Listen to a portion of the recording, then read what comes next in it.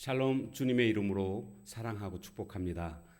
오늘 우리가 함께 나눌 말씀은 열왕기상 15장 25절에서 끝절 34절까지입니다. 유다의 아사 왕 둘째 해에 여로보암의 아들 나답이 이스라엘 왕이 되어 2년 동안 이스라엘을 다스리니라.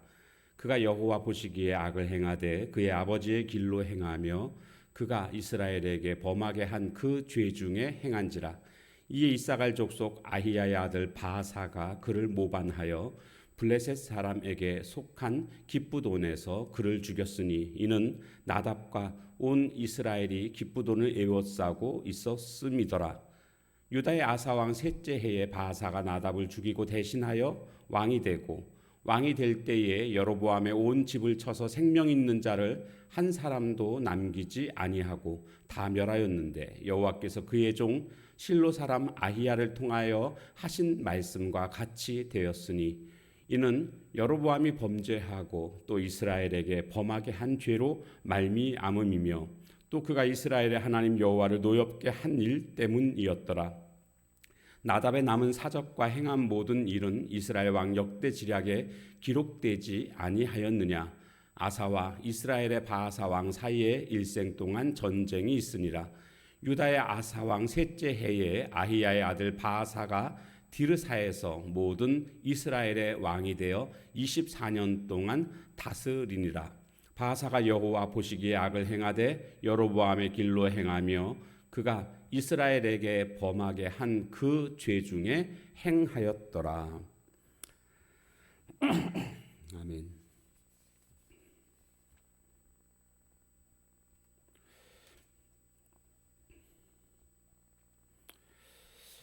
우리가 인생을 사는데 얼마나 열심히 살았느냐보다 훨씬 더 중요한 것은 하나님의 기준에 따라서 살았느냐입니다. 오늘 본문에 보면 하나님의 평가 기준을 깨닫지 못하고 살았던 북이스라엘의 2대 왕 나답과 3대 왕 바하사에 관한 이야기가 나오고 있습니다. 먼저는 나답이 이스라엘 왕이 되지 않았습니까? 여로보암의 아들이죠. 2년 동안 왕 위에 있었습니다. 굉장히 짧은 시간이죠. 왜 이렇게 짧은 시간이냐? 그것은 바하사의 반역으로 말미암아 죽었기 때문에 그런 것입니다. 그 문제는 이 나답이 나라를 다스리는 동안 그의 아버지의 길로 행하며 이렇게 되어 있습니다. 여로보암의 길로 행했다는 겁니다. 이 여로보암의 길로 행했다라는 말은 관용어가 됩니다. 하나님의 뜻을 버리고 우상을 섬겼다라는 뜻의 말로서 이후에도 계속 왕들에 대해서 평가할 때 우상 숭배한 왕들을 평가할 때에 여로보암의 길로 행했다 이렇게 지금 말하고 있는 것을 보게 됩니다. 문제는 여로보암의 이 우상 숭배의 죄가 나답에게 반복되고 있고 그 다음에 바하사에게도 또 반복됩니다. 그리고 그 이후에 다른 북쪽 이스라엘 왕들에게도 계속적으로 영향을 미치고 있는 모습을 보게 됩니다. 오늘 우리의 삶, 개인의 삶과 혹은 어떤 가정이라는 공동체 안에 뿌리를 내린 악들은요, 그렇게 쉽게 사라지지 않습니다. 여로보암의 그 우상 숭배가 쉽게 사라지지 않고 뿌리를 내리게 되지 않습니까? 더 깊게 그리고 더 넓게 어느 순간인가 아주 악한 영향력을 끼치게 되는 것을 보게 됩니다. 그렇기 때문에 중요한 것은 처음부터 이와 같은 죄가 들어오지 않도록 경계를 잘 해야 됩니다. 그리고 이미 그 죄가 들어왔다고 한다면 그 죄의 뿌리를 빨리 뽑아야 됩니다. 잡초도요, 어릴 때 뽑으면 쉽게 뽑힙니다. 그런데 미루다가 나중에 뽑으려고 하면 뿌리를 깊이 내린 까닭에 뽑혀지지가 않습니다. 그냥 위에 줄기가 그냥 끊어지게 되는 이런 모습들을 우리는 경험하게 됩니다. 그렇게 되면 나중에 또 자라게 되지 않습니까? 그래서 죄는 빨리 깨달은 그 즉시 뽑아버릴 수 있는 그런 모습이 되어야 합니다. 우리 개인과 가정 속에 심지어는 교회 안에 슬며시 들어와 있는 죄들이 있다고 한다면 이런 것들을 빨리 발견하고 뿌리채 뽑는 이런 모습이 중요하다고 할 수가 있겠습니다. 이 나답이 2년 왕을 하고 있던 중에 바하사가 반역을 함으로, 즉 나답을 죽임으로 말미암아 그가 왕 위에 올라가게 됩니다. 그리고 이 나답만 죽인 게 아니고요, 여로보암에 속해 있는 모든 남자들을 다 죽이는, 후환을 없애는 그런 모습이겠죠. 그런데 이것은 단순히 어떤 정치적 반역의 의미를 넘어서서 하나님의 약속의 성취라는 것을 우리는 알아야 됩니다. 왜냐하면 일찍이 하나님께서는 여로보암의 잘못을 지적하십니다. 그 여로보암의 아들이 병들어 죽게 됐던 일이 있지 않았습니까? 그의 아들 아비야가 병들어 죽게 됐을 때에 그 아내가 변장을 하고 아히야 선지자에게 가서 아들이 어떻게 될지를 물어보게 될 때에 하나님이 다 알려주셨죠. 죽게 될 것이다. 그리고 그 아들 아비야만 죽는 게 아니라 여로보암이 우상을 숭배하고 하나님을 등 뒤로 버렸기 때문에, 그래서 여로보암에 속해 있는 모든 사내들을 다 하나님께서 끊어버리실 것이다. 이런 말씀을 해주셨습니다.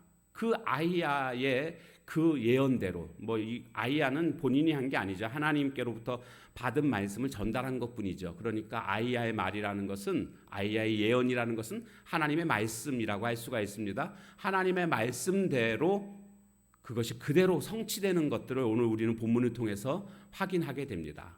바하사에 의해서 여로보암에 속해 있는 모든 사내들은 다 죽는 이런 모습들을 우리가 볼 수가 있습니다. 왜 이런 일이 벌어졌습니까? 죄에 빠졌을 때 돌이키지 않았기 때문입니다. 우리가 죄 짓게 되면 바로 하나님 징계하시지 않습니다. 기다리십니다. 기다리시는 이유는 돌이킬 기회를 주시는 겁니다. 그래서 거기서 돌이키면 다행인데, 돌이키지 않게 되면 어떤 일이 벌어지겠습니까? 끝까지 회개하지 않게 되면 하나님은 그 죄를 물으십니다. 즉 징계하시는 것을 우리는 경험하게 됩니다.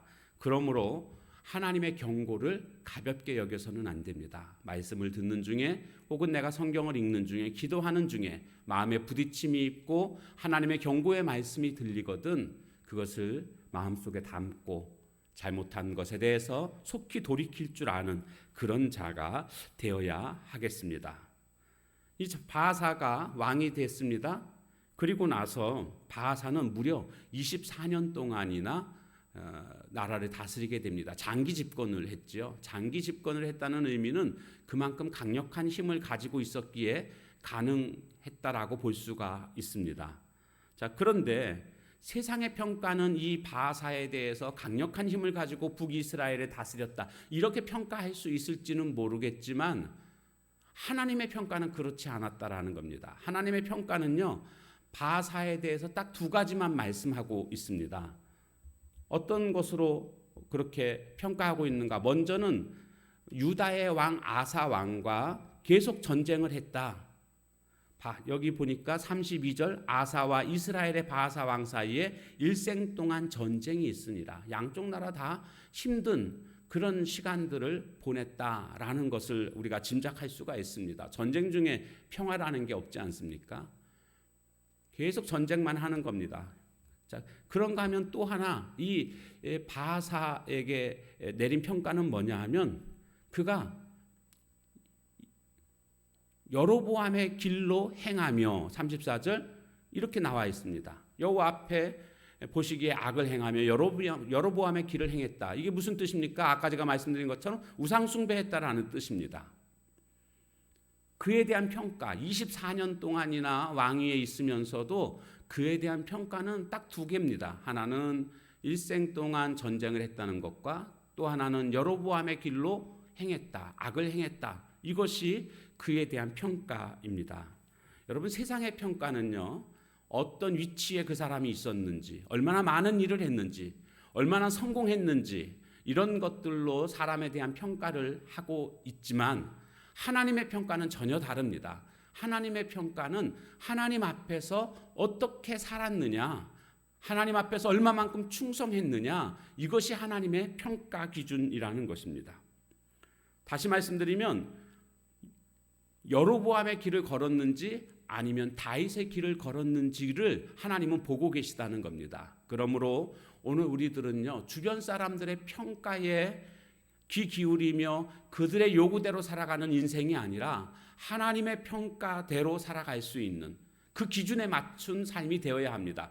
오늘 본문에 나오고 있는 북쪽 이스라엘 나라의 2대 왕인 나답과 3대 왕인 바아사는 하나님의 평가 기준을 전혀 깨닫지 못하고 살았던 자들입니다. 한마디로 실패한 왕들이라고 할 수가 있겠습니다.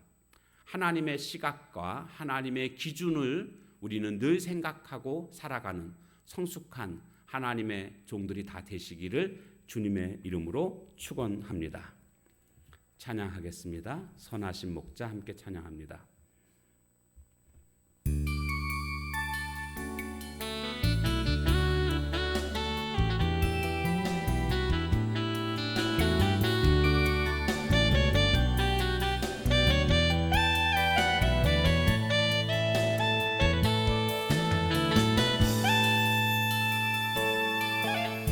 선하신 목자 날 사랑하는 분 주 인도하는 곳 따라가리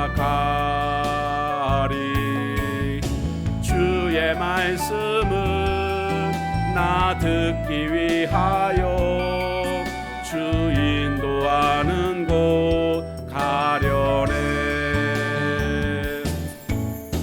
선하신 목자 날 사랑하는 분 주 인도하는 곳 따라가리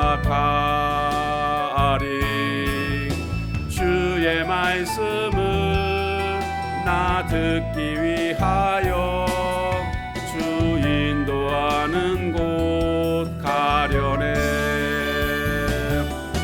나를 푸른 초장과 실만한 물가로 내 선하신 목자 날 인도해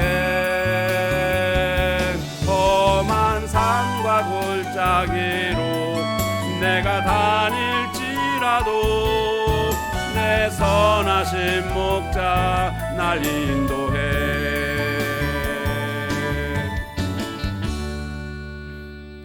기도하겠습니다. 하나님, 여로보암으로 인한 우상 숭배가 계속적으로 뿌리를 내리고 죄짓게 되는 이런 모습을 우리가 보았습니다.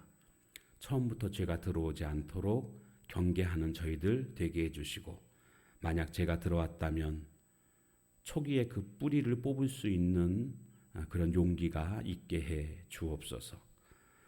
또한 하나님의 말씀은 너무나 정확하게 성취되고 있음을 우리가 확인했습니다.